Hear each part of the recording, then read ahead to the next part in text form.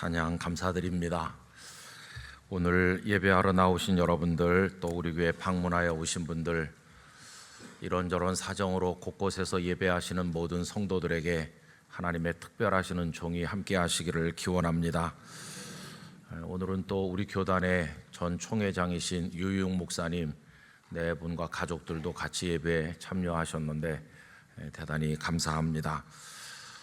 여러분, 이번 금요일 날은 80주년 기념 사업을 위한 금요 기도회로 모이려고 합니다. 여러분들 교회를 위해서 많이 오셔서 함께 기도해 주시기를 부탁을 드리겠습니다.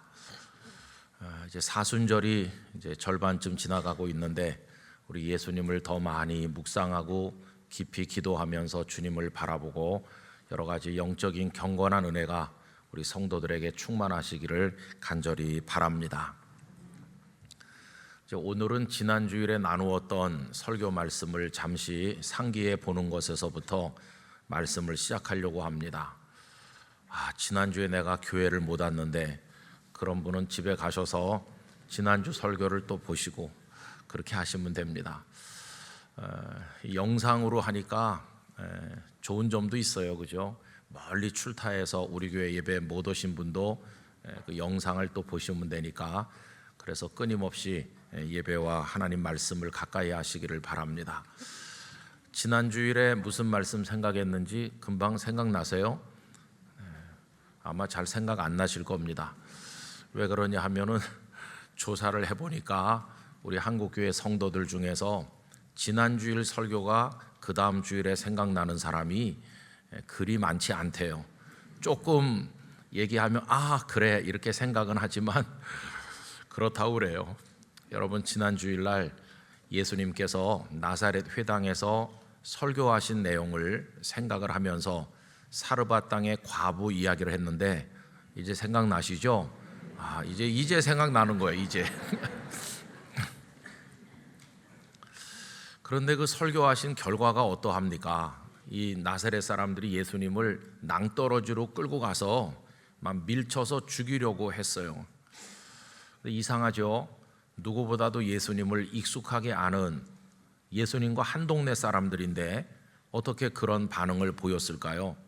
그것은 예수님에 대한 그들의 지식이 예수님께 대한 왜곡된 선입견으로 작용을 해서 예수님께서 어떤 분이신지를 제대로 이해하는데 오히려 걸림돌이 되었기 때문입니다.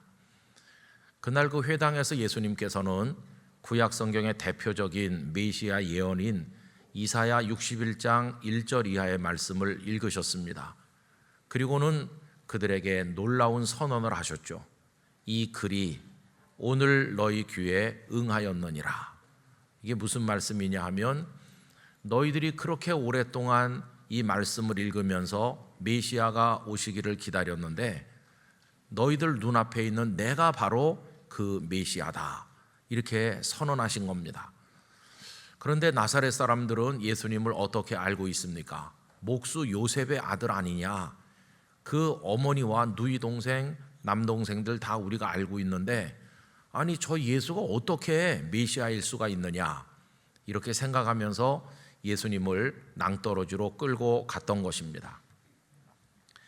예수님이 누구신지를 올바르게 이해하지 못하기는 이 나사렛 사람들만 그런 게 아니고 다른 유대인들도 다 마찬가지였습니다.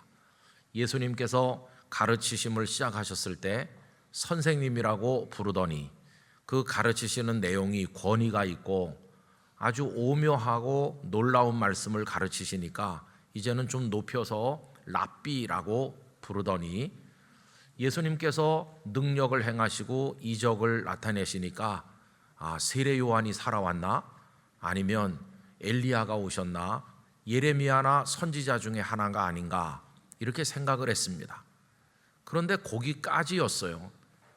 아주 특별한 선지자가 아니신가 하는 데까지는 생각을 했지만 예수님을 하나님에게로부터 오신 구원자, 메시아, 경배를 드려야 될 주님으로 생각하는 사람은 예수님의 몇 명의 제자들 외에는 없었습니다. 여러분, 우리는 예수님을 믿는 사람들이죠.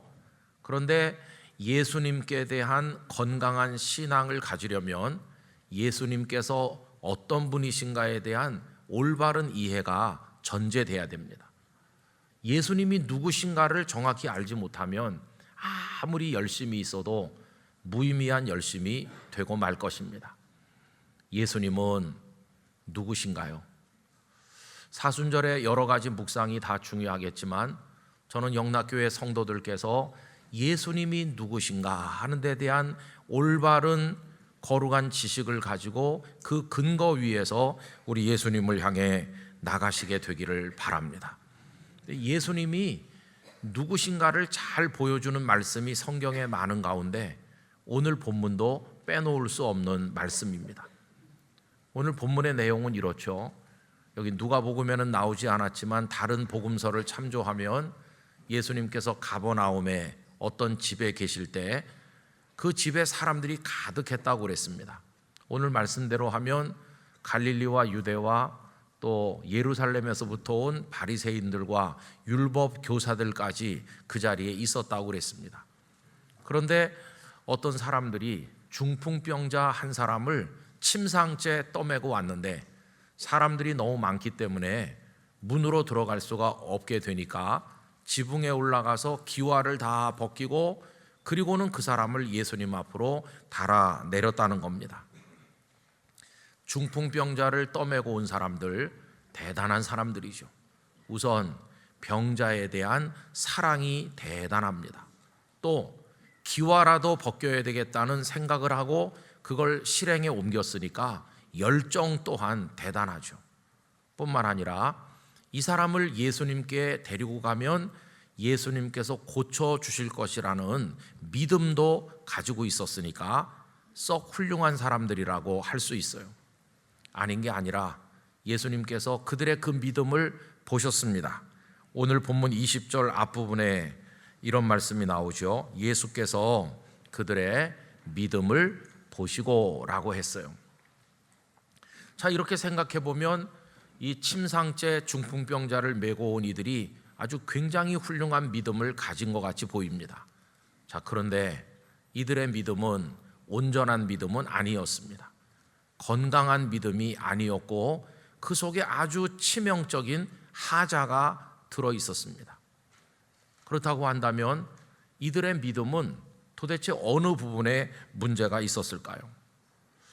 이 사람들이 중풍병자를 예수님께 데리고 왔을 때 그 믿음은 예수님께서 이 사람을 고칠 것이다. 예수님께는 병을 고치는 능력이 있다는 것을 나는 믿는다. 이게 그들의 믿음이었습니다. 그리고 그 믿음은 틀린 건 아닙니다. 아닌 게 아니라 예수님께는 병을 고치는 능력이 있었습니다. 오늘 말씀 17절을 보십시오. 하루는 가르치실 때 갈릴리의 각 마을과 유대와 예루살렘에서 온 바리새인과 율법 교사들이 앉았는데, 그 다음을 읽어보실까요? 병을 고치는 주의 능력이 예수와 함께 하더라. 주님께 병을 고치는 능력이 있었습니다. 우리는 오늘 이 본문을 이해하기 위해서 이 능력이라는 단어를 좀 주목할 필요가 있습니다. 이 능력이라고 번역된 단어는 헬라어 듀나미스를 번역한 겁니다. 듀나미스는 힘, 능력 그런 뜻이죠. 이 듀나미스로부터 파생된 단어가 다이나마이트입니다. 다이나마이트는 불을 붙여서 저리 던지면 엄청나게 폭발력을 가지고 폭발을 해서 바위도 깨뜨리는 굉장한 힘을 가진 거 아닙니까?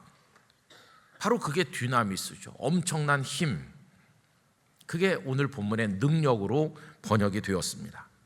자, 그런데 여러분, 이 듀나미스는 어떤 특정인에게만 적용되는 게 아니라는 걸 우리가 생각해야 됩니다. 이렇게 예를 들어 보겠습니다.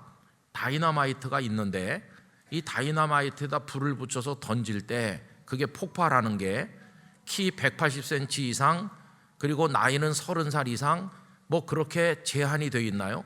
그런 사람이 던져야만 터지나요? 그건 아닙니다. 초등학교 어린 아이도 불을 붙여서 던지면 그게 똑같이 터집니다. 그러니까 이 능력이라고 하는 것은 어떤 특정인에게만 주어지는 게 아니고 이 사람이 받으면 이 사람에게 능력이 생기는 거고 저 사람이 받으면 저 사람에게 능력이 생기는 거죠. 그러니까 이 디나미스는 그 대상에 제한이 없다는 것을 알 수 있어요. 예수님의 제자들이 아주 좋은 예라고 할 수 있습니다. 여러분, 예수님의 제자들이 무슨 집안 내력이나 그들의 학벌이나 재산이 많은 거나 아니면 신분이 높고 힘이 있는 게 아주 굉장히 특별한 분들이셨나요? 아닙니다. 그냥 갈릴리에 지극히 평범한 소시민이었어요. 그냥 평범한 사람들이었어요. 그런데 나중에 오순절에 모여든 수많은 순례자들 앞에 서서 설교를 하는데 얼마나 당당하고 대단한 설교를 하는지 그날 예수님을 믿고 회개하고 세례를 받은 사람이 하루에 3,000명이나 되었습니다. 그때 사람들이 깜짝 놀랐겠죠. 아니, 저 베드로가 어떻게 저렇게 할 수 있지? 여러분, 어떻게 할 수 있는 건가요? 능력이, 디나미스가 주어졌거든요. 또 그뿐이 아니죠. 사도행전 3장에 가보면 성전 미문에 앉아서 구걸하던 안진뱅이 장애인을 나사렛 예수 그리스도의 이름으로 일어나 걸으라 했더니 그 사람이 벌떡 일어났습니다. 모두 깜짝 놀라서 아니, 어떻게 저런 일을 했을까? 여러분, 어떻게 한 것일까요? 그들에게 이 능력, 디나미스가 주어졌으니까요. 이 능력은 무슨 굉장한 특별한 사람에게만 주어지는 게 아니고 하나님께서 허락하는 사람에게는 다 주어질 수 있는 것입니다. 예수님께서 승천하시기 전에 말씀하셨죠. 예루살렘을 떠나지 말고 아버지의 약속하신 것을 기다리라. 아버지의 약속하신 것이 성령님의 임재죠. 그래서 그들은 다락방에 가서 오로지 기도에 힘썼죠. 그래서 사도행전 1장 8절이 이루어진 겁니다. 사도행전 1장 8절, 오직 성령이 너희에게 임하시면 너희가 뭘 받죠? 권능을 받는다고 그랬죠. 여러분, 여기 권능이라고 번역된 단어가 오늘 본문에 나오는 능력, 그거와 같은 단어입니다. 성령님이 너희에게 임하시면 너희가 디나미스, 그 다이나마이트와 같은 능력을 받을 것이다. 그런데 제자들이 그 대상이 됐어요. 그래서 제자들에게 그 능력, 그 권능, 그 디나미스가 임하니까 엄청난 설교를 할 수도 있고 안진뱅이 장애인을 일으킬 수도 있는 거죠. 여러분, 이게 디나미스입니다. 그렇다고 한다면 그 대상이 특정되어 있는 게 아니고 하나님의 성령이 허락하시면 누구에게나 임하는 거라면 우리 영락교회 성도들도 이 능력을 얻으시기를 축복합니다. 우리도 이 능력을 얻어야 되는 거죠. 하나님의 성령 안에서 저에게도 이 권능을 주십시오. 이 능력을 주십시오. 여러분, 그 능력을 사모하시길 바랍니다. 자, 이제 그 단어를 그렇게 기억을 해 놓으시고요. 이제 그 다음 얘기를 해보겠습니다. 기와를 벗겨내고 중풍병자가 달아내려져서 예수님 앞에 왔어요. 그리고 데리고 온 사람들은 예수님께서 고쳐주실 수 있다는 걸 믿어요. 예수님도 그들의 믿음을 알고 계십니다. 또 치료하는 능력이 있으시잖아요. 그럼 이제 남은 건 뭘까요? 남은 건 예수님께서 그 사람에게 네 병이 나았으니 자리를 들고 가라 한마디만 하시면 모든 게 다 이제 마무리되는 겁니다. 그렇죠? 그걸 위해서 왔으니까, 또 예수님은 얼마든지 하실 수 있으니까 그 말씀만 하시면 이제 되는 거예요. 그런데 예수님은 동문서답하시듯 모두가 이해하지 못할 이상한 말씀 한마디를 하셨어요. 여러분, 20절 말씀을 우리 다시 한번 가서 다 같이 읽어보겠습니다. 예수께서 그들의 믿음을 보시고 이르시되 이 사람아 네 죄사함을 받았느니라 하시니, 병 고치려고 온 그들의 믿음을 보셨으면 네 병이 나았다고 하시면 이게 딱 맞는 얘기가 되는데 갑자기 난데없이 죄사함을 받았다는 말씀을 하신 겁니다. 예수님의 입에서 이 한마디 말씀이 나오자 그 집안에 팽팽한 긴장감이 감돌기 시작했습니다. 왜 그러냐 하면 거기 서기관과 바리새인들이 분노했기 때문이죠. 그들이 예수님의 말씀에 분노한 이유는 이렇습니다. 아니, 어떻게 저 예수가 죄사함을 입에 담을 수 있는가? 우리의 죄를 사하는 것은 오직 한 분 하나님만이 하시는 일인데 저 예수가 죄를 사한다니 하나님을 모독하는 게 아닌가? 이런 분노가 그들의 마음속에 끓어오른 것입니다. 오늘 말씀 21절이 그것이죠. 서기관과 바리새인들이 생각하여 이르되 이 신성 모독하는 자가 누구냐? 오직 하나님 외에 누가 능히 죄를 사하겠느냐? 여러분, 하나님 밖에는 죄를 사할 자가 없다고 하는 이 사람들의 생각이 틀린 것일까요? 맞는 것일까요? 맞는 겁니다. 여러분, 죄는 하나님만이 용서하실 수 있습니다. 이 사람들의 생각이 맞는 것이고, 자, 그런데 그들의 생각을 예수님께서 다 아시고 이제 말씀을 시작하십니다. 22절입니다. 예수께서 그 생각을 아시고 대답하여 이르시되 너희 마음에 무슨 생각을 하느냐? 그리고 23절에서 수수께끼 같은 질문을 던지셨어요. 23절, 내 죄사함을 받았느니라 하는 말과 일어나 걸어가라 하는 말이 어느 것이 쉽겠느냐? 이런 질문을 하셨어요. 다시 말해보면 죄를 사해 주는 것과 병을 고쳐주는 것 중에 어떤 게 어렵고 어떤 게 쉽겠느냐 하는 질문을 하신 거죠. 여러분, 어떤 게 어렵고 어떤 게 쉬울까요? 이렇게 얘기할 수 있습니다. 이 두 가지 중에서 우리 사람들 입장에서 보면 우리 사람에게는 둘 다 어려운 겁니다. 둘 다 어려워요. 그런데 그 중에서도 뭐가 조금 쉬운지를 하나 굳이 골라내라고 한다면 이 둘 중에서 그나마 조금 가능성이 있는 건 병을 고치는 겁니다. 여러분, 성경을 쭉 읽어보시면 구약시대 때 엘리야나 엘리사나 이런 위대한 선지자들은 많은 사람의 병을 고쳤고 심지어는 죽은 자를 살려내기도 했잖아요.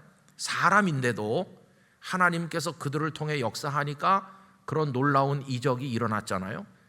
그러니까 어려운 일이긴 하지만 100% 불가능한 건 아니죠. 하나님이 허락하시기만 하면 사람도 병을 고치는 가능성이 조금 있어요. 그런데 죄를 사하는 건 어떨까요? 죄를 사하는 건요, 어려운 차원의 얘기가 아니라 애초부터 그거는 0%입니다. 가능성이 전혀 없어요. 왜 그렇습니까? 아까 얘기한 것처럼 죄는 누구만 사하신다고요? 하나님만 사하시니까. 아무리 엘리야, 아무리 엘리사가 대단하고 그래도 그들이 죄를 사할 수는 없거든요. 여러분, 예수님의 제자들이 그렇게 엄청난 설교를 하시고 안진뱅이 장애인을 일으키는 그 뒤나미스 권능을 가졌지만 그렇다고 그들이 죄를 사할 수 있나? 그건 아니라는 것이.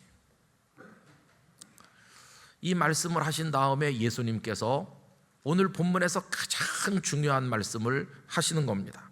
여러분, 24절로 가셔서 그 앞부분을 다 같이 읽어보겠습니다. 그러나 인자가 땅에서 죄를 사하는 권세가 있는 줄을 너희로 알게 하리라 하시고. 아멘.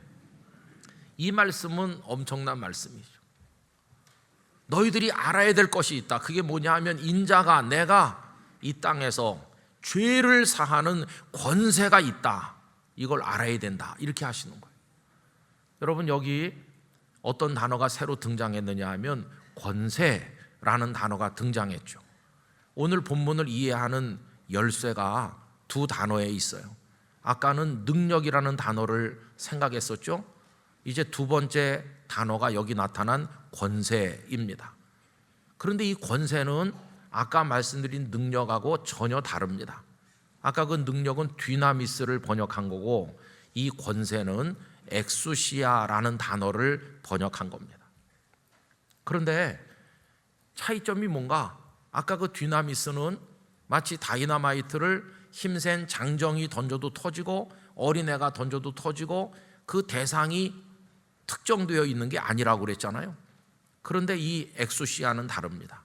엑수시아는 너도 받을 수 있고 나도 받을 수 있는 그런 게 아니라 특정한 신분에서 나오는 힘을 말하는 것이에요. 그가 아니면 다른 사람은 절대로 안 되는 거, 그게 엑소시아입니다. 예를 들어 보겠습니다. 어떤 나라에서 대통령 선거를 했는데 평소에 늘 병약해서 병치레를 하고 아주 왜소하고 연약하기 짝이 없는, 그래서 닭 잡을 힘조차 없는 연약한 여성이 대통령으로 당선이 되어서 이제 대통령의 업무를 본다고 해봅시다. 그러면 그 여성 대통령에게 먼 거리를 빨리 달려가거나 무거운 물건을 척척 들어서 옮기거나 뭘 할 수 있는 그런 능력이 있나요, 없나요? 그런 능력이 없지요. 너무 병약한 여성이니까요. 그런데 이 여성 대통령이 그렇게 병약한데도 서류에다가 사인을 하거나 명령을 내리면 군대가 출동하기도 하고 미사일을 발사하기도 하는 거예요. 아니, 그렇게 연약한 여인이 어떻게 그렇게 할 수 있나? 그게 권세거든요. 그 여인이 대통령이라는 신분을 가지고 있기 때문에 그게 되는 것이거든요. 그게 엑수시아입니다. 그럼 여러분, 그 여성 대통령 뒤에 막 키가 180, 190에 우락부락하고 아주 덩치가 큰 비서들이 여러 명 있다고 해봅시다. 그 비서 중에 한 사람이 군대 출동 명령 내리면 군대가 출동할까요? 출동 안 합니다. 왜? 이 사람은 대통령이 아니거든요. 만약에 어떤 비서가 그런 명령을 내리면 이 사람은 쇠고랑을 차고 가야 될 거예요. 대통령이 아니니까. 대통령이라는 신분을 가진 사람만 그런 힘을 가지는 것이니까요. 여러분, 이게 그대로 예수님에게 적용되는 거죠. 우리 예수님께서 말씀하시기를 내가 이 땅에서 죄를 사하는 권세가 있다. 그러면 아까 그 바리새인들이 생각하기를 죄는 누구만 사한다고요? 하나님만 사하죠. 근데 예수님은 당신이 그 엑수시아 그 권세를 가지고 있는 존재라고 말씀하는 거는 예수님이 결국 누구라는 말씀입니까? 하나님이시라는 말씀이에요. 이 본문에서 예수님은 내가 바로 하나님이다, 너희의 죄를 사하고 너희를 구원한다, 이거를 선언하신 겁니다. 그러니까 예수님을 오래 믿으시고 성경을 많이 읽으신 성도님들은 오늘 이 본문을 수십 번 읽으시고 설교도 많이 들으셨을 겁니다. 그러면 오늘 본문의 가장 핵심 메시지가 뭐냐라고 질문했을 때 예수님이 병 고치는 능력이 있으니 그분에게 가면 병을 고쳐주시고 오늘 본문이 그걸 뒷받침해 주니 우리도 예수님께 가서 병 고침 받자, 이렇게 본문을 이해하면 충분할까요? 아닙니다. 그건 변두리 메시지입니다. 오늘 본문의 핵심 메시지는 주님은 우리의 죄를 사하시는 하나님이시다. 그분께 가서 우리의 죄를 용서받도록 하자. 주여, 저의 죄를 깨끗이 씻어 구원하여 주시옵소서. 이게 핵심 메시지. 물론 그 다음에 예수님께서 이 사람의 병도 고쳐주시죠. 24절 후반부에 가면 중풍병자에게 말씀하시되 내가 네게 이르노니 일어나 네 침상을 가지고 집으로 가라 하시매, 이렇게 말씀하니까 그 사람이 깨끗이 나아서 갔거든요. 물론 병도 고쳐주셨어요. 그러자 사람들이 놀랐다고 그랬어요. 와, 안진뱅이 장애인이 일어나는구나, 이 중풍병자가 일어나는구나, 뭐 나병 환자가 낫는구나, 이런 놀람이 성경에 많이 나와요.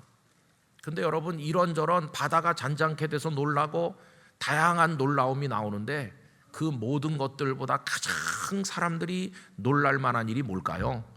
죄가 용서됐다는 것이에요. 죄가 용서됐다는 것. 다른 말로 바꿔보면 우리 성도님들과 제가 우리 주님 예수님께 나가서 얻을 수 있는 최고의 은혜가 뭐냐? 죄 용서함을 받는 것입니다. 그게 최고의 은혜인 것이에요. 물론 그분이 능력이 있어서 나의 병도 고치기도 하고 나의 마음에도 평화를 주기도 하시고 여러 가지 이런저런 은혜를 주시지만 최고는 죄사함을 받는 것입니다. 그분은 하나님이시고 그런데 사람 몸을 입고 이 땅에 오셔서 우리의 죄를 용서해 주시는 분이십니다. 이 죄 용서가 왜 이렇게 중요하냐 하면 우리가 왜 죽게 됐나요? 죄의 삭은 사망이고 죄 때문에 죽게 된 거니까 죽음에서 구원하시려면 근원 원인이 되는 이 죄가 없어져야 되는 거고, 죄를 사해 주시면 더 이상 죽음이 우리의 왕노릇할 수 없게 되고, 우리는 사망 권세를 이기고 영원한 생명으로 나갈 수 있게 되고, 우리는 하나님의 아들과 딸이 되어서 영생의 나라를 얻게 되기 때문이에요. 그러니까 죄사함이라고 하는 것은 예수님께서 우리에게 주시는 최고의 은혜라는 것을 알게 돼요. 우리 성도님들 중에도 하나님 앞에 기도해서 병 고침 받았어요, 그런 분들이 계신 걸 제가 알고 있는데, 그것도 구원 받았다고 말은 하지만 그걸 수십 번 받아도 그거 가지고 영생을 얻는 건 아니에요. 설령 하나님 제 병을 좀 고쳐주세요 했는데도 하나님께서 고쳐주시지 않아서 한편으로 섭섭했지만, 그렇다 할지라도 그 사람이 죄 사함을 받았으면 그 사람은 진짜 구원을 얻는 것이에요. 그게 진정한 복음의 핵심이거든요. 저는 우리 영락교회 성도들이 예수 그리스도 앞에 나오실 때 이 죄사함의 은혜를 사모하시기 바랍니다. 그리고 예수님을 통해 완전히 죄로부터 자유케 되시기를 축원합니다. 이 설교를 준비해가지고 어저께 낮에 이제 원고를 다 보내드렸어요. 그리고 이제 저녁 때도 또 읽어보고 정리하고, 그리고 이제 오늘 새벽에도 깨서 또 이렇게 들여다보고 기도하고, 한 6시 좀 넘으면 제가 와서 일부 예배를 준비하고 앉아 있거든요. 그래서 또 마지막으로 또 이렇게 읽어보고 기도하고 그러는데 오늘 새벽에요, 제게 정말 큰 황홀한 기쁨이 다가왔습니다. 이걸 다시 읽어보고 묵상하는데 예수님께서 그 얘기하신 말씀, 내 죄사함을 받았느니라, 이 말씀이 저에게 하시는 말씀으로 확 들어오면서 얼마나 큰 용서의 사죄받은 그 기쁨이 충만했는지, 오늘 새벽에 제가 받은 은혜예요. 여러분, 저 죄사함 받았습니다. 저 죄사함 받은 목사예요. 죄 없는 목사가 아니라 죄 사함 받은 목사예요. 아유, 목사님 같은 분이 무슨 죄가 있겠어요? 몰라서 그러시지 제가 죄가 많아요. 하나님이 다 알고 계시고 그 다음으로는 제가 알고 있고 제 아내는 잘 몰라요. 여러분도 잘 모르실 거예요. 맨날 강건하세요, 평안하세요 그러니까 우리 목사님 천사인가 그러죠. 형편없어, 형편없어. 그런데 오늘 새벽에 내 죄사함을 받았느니라. 할렐루야. 이제 해결된 거예요. 해결됐어요. 정말 큰 기쁨이 여러분 오늘 예배 드리고 가는 여러분에게 임하시기를 바랍니다. 목사님, 저 부끄러워서 남에게 말 못할 죄가 많은데 어떡하죠? 괜찮아요. 주님을 의지하고 그분 앞에 나갈 때 다 씻어주실 줄 믿습니다. 다 해결되는 것이에요. 그 은혜를 얻게 되는 거예요. 그건 다 해결돼요. 근데 여러분, 재미난 얘기가 있어요. 저 같으면, 제가 예수님이라면 이 사람 지금 오랫동안 아팠으니까 이 사람을 먼저 고쳐주시고 나서 잠깐 여기 앉아 있어 봐라, 그래 놓고 죄사함을 받았다, 이걸 나중에 말씀해도 될 것 같은데 왜 먼저 죄사함 얘기부터 하셨을까? 여러분, 우린 얼마나 못된 사람들인지요.